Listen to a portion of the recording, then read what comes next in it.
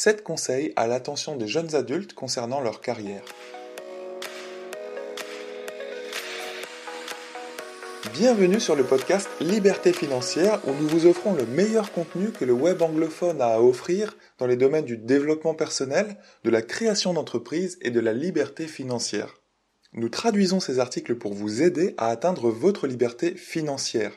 Le podcast d'aujourd'hui a été écrit par Raghav Aran. J'espère que je n'écorche pas son nom. Et il est intitulé « 7 conseils à l'attention des jeunes adultes concernant leur carrière ».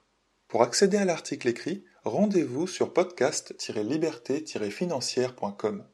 7 conseils à l'attention des jeunes adultes concernant leur carrière. La plupart des gens se retrouvent avec un travail qui ne les enchante pas vraiment. Ils se traînent hors du lit le matin et font leurs 7 heures ou 8 heures en regardant constamment l'horloge. À vrai dire, ce n'est pas toujours une mauvaise chose. Il n'y a rien de mal à avoir un travail qui est juste un job, si cela vous va. Mais certains d'entre nous ont besoin de quelque chose de plus. Certaines personnes veulent pouvoir se lever le matin avec les yeux qui brillent. On veut que notre travail vienne en aide aux autres, qu'il ait un impact réel. On souhaite avoir des responsabilités et non pas juste payer notre dû à la société pendant 30 ans. On veut sentir qu'on a mieux réussi dans la vie que les gens qui nous entourent aussi. De nos jours, il est possible de décrocher son job de rêve plus tôt que l'on est censé pouvoir, entre guillemets. Même si l'on n'est pas sûr de ce que l'on veut faire. Même si l'on se sent moins qualifié ou moins expérimenté que d'autres. Il faut juste avoir le bon état d'esprit.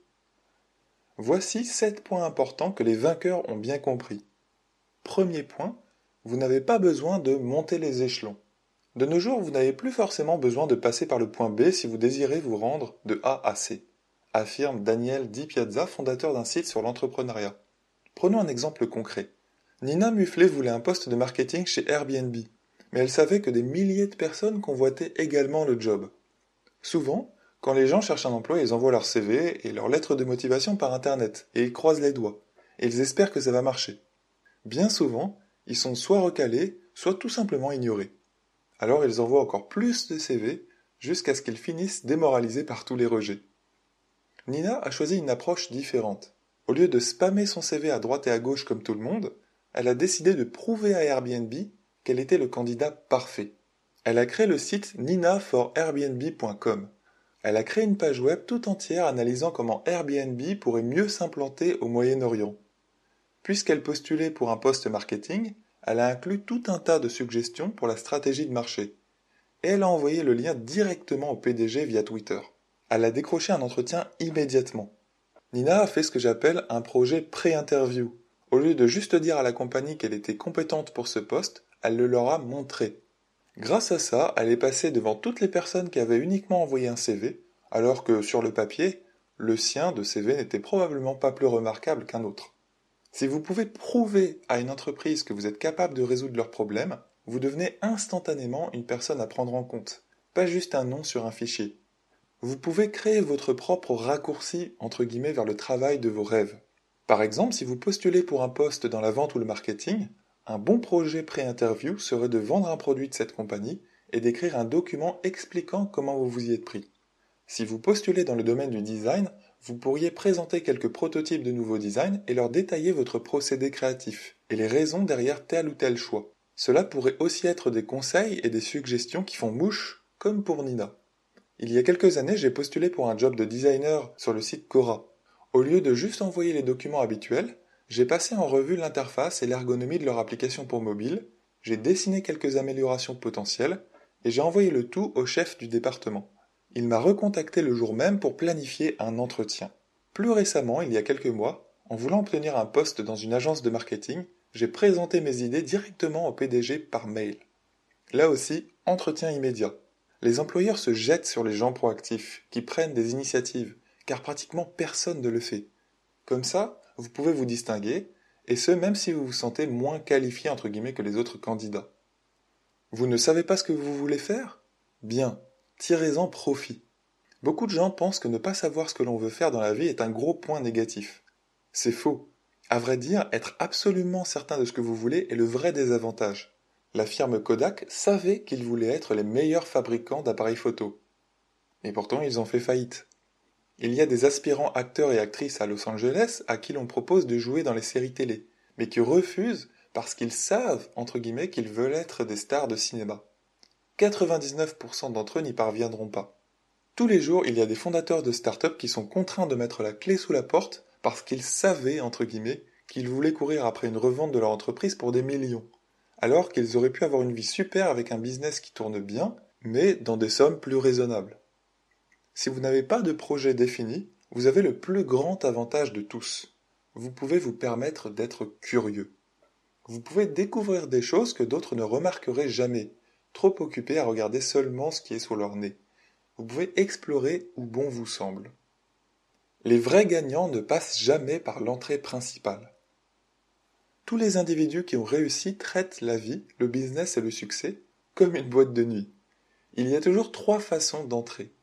Il y a l'entrée principale, où 99% des gens font la queue en espérant pouvoir passer. Il y a l'entrée secondaire, que les milliardaires et les rois ont pour eux seuls. Mais il y a aussi une 3e entrée, la manière alternative. C'est celle où il faut bondir hors de la file d'attente, courir le long de la ruelle, grimper sur la benne à ordures, frapper à la porte une centaine de fois, casser la fenêtre et s'infiltrer par la cuisine. Il y a toujours une façon. Que ce soit la manière dont Bill Gates a vendu sa première création, ou comment Steven Spielberg est devenu le meilleur jeune cinéaste d'un grand studio d'Hollywood, ils ont tous emprunté un chemin alternatif, bien distinct.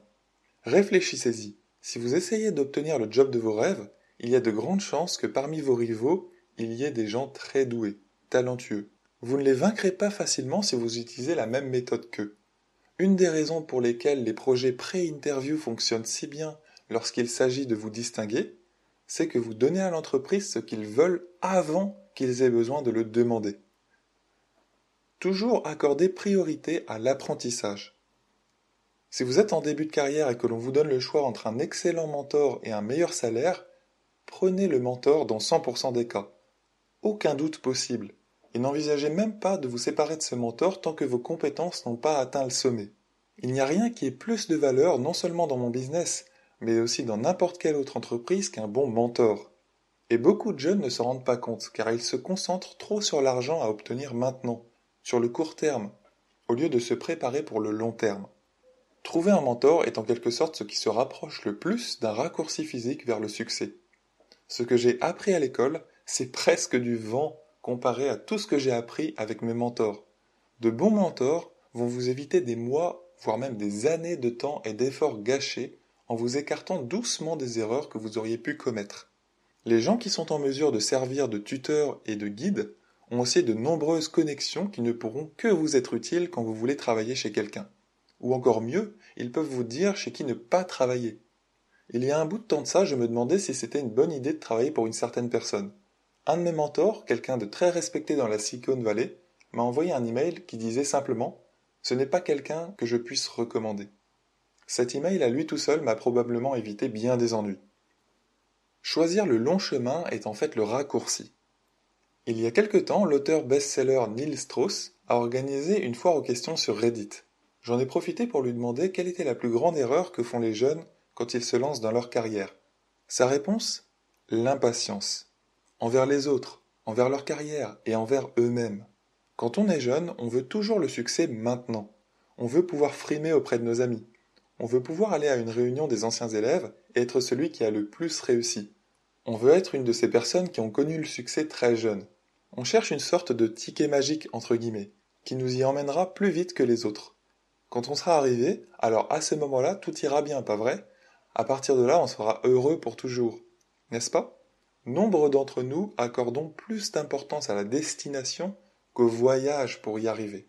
Et c'est parce qu'on utilise la destination pour justifier notre propre valeur. On utilise l'argent, la renommée et le regard des autres pour se convaincre soi-même d'être quelqu'un de bien. Et c'est pour ça que bien des gens ont du mal à être patients. Reporter le succès à plus tard correspond à reporter le moment qui leur permet de se prouver leur valeur à eux-mêmes. Bien entendu, dans la recherche désespérée de raccourcis, de façon d'aller plus vite, les gens commettent des erreurs qui leur coûtent très cher. Ou alors, dans l'extrême inverse, ils attendent que l'opportunité miracle entre guillemets tombe du ciel et finissent par rester en stagnation pendant des années. Au bout du compte, les gens finissent par réaliser que le chemin plus lent, tourné vers le futur, était la méthode la plus efficace depuis le début. Et en plus, que c'est là que se trouve le véritable sentiment d'accomplissement. La concentration est la compétence la plus sous-estimée. Simplement attendre sans rien faire et s'ennuyer est devenu une expérience presque inhabituelle dans la vie moderne. Mais dans l'optique d'un entraînement à la concentration, ça a beaucoup de valeur. Dans les décennies à venir, ceux qui auront la capacité de se focaliser sur une chose en particulier sur de longues périodes de temps auront un avantage significatif par rapport aux autres. Se distraire avec tout un tas d'activités éparpillées et faciles à faire heurte votre productivité, mais pas seulement. En excès, cela va même jusqu'à vous empêcher d'acquérir un ensemble de compétences qui possèdent une valeur réelle. Les meilleurs prennent le temps de s'entraîner sur leur temps libre. Ils lisent des livres concernant leur domaine. Et ils essayent d'appliquer ce qu'ils ont appris dans leur travail. Ils cherchent des méthodes pour commettre des erreurs sans danger, entre guillemets, pour tester et mettre à l'épreuve leurs connaissances. Rester concentré sur quelque chose suffisamment longtemps pour devenir bon ne fera pas que vous conférer plus de succès.